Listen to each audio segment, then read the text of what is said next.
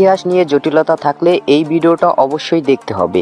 Bedford ট্রাকের গল্প শোনার মতো। ইংল্যান্ডের বকোহল মোটরস কোম্পানির তৈরি বেডফোর্ড ট্রাকগুলো অনেক বিখ্যাত। 1958 সালে বেডফোর্ড টিজে মডেলের রাস্তায় নামে এবং 1998 সাল পর্যন্ত চলতে থাকে। এরপর 1959 সালে বেডফোর্ড টিকে মডেল বাজারে আসে এবং 90-এর দশক পর্যন্ত তৈরি হয়। টিকে, যাকে মিলিটারি মডেল বলা হতো, সারা বিশ্ব খ্যাতি পায়। অন্যদিকে টিজে ছিল বেসামরিক নায়ক এমডিবি।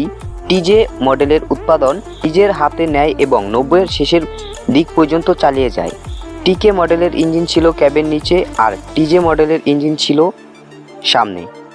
প্রথম দিকের মডেলগুলোতে পেট্রোল এবং ডিজেল দুই ধরনের ইঞ্জিনই ছিল। 6 সিলিন্ডারের পেট্রোল ইঞ্জিনগুলোতে 4 স্ট্রোক এবং ডিজেলের ইঞ্জিনগুলোতে রোটারি পাম্প ব্যবহার করা হতো। বেশি ক্ষমতার জন্য বেডফোর্ড ট্রাক শুধু গাড়ি নয়, এগুলো চলমান কিংবদন্তি। আরও ট্রাকের গল্প শোনার জন্য লাইক এবং সাবস্ক্রাইব করুন।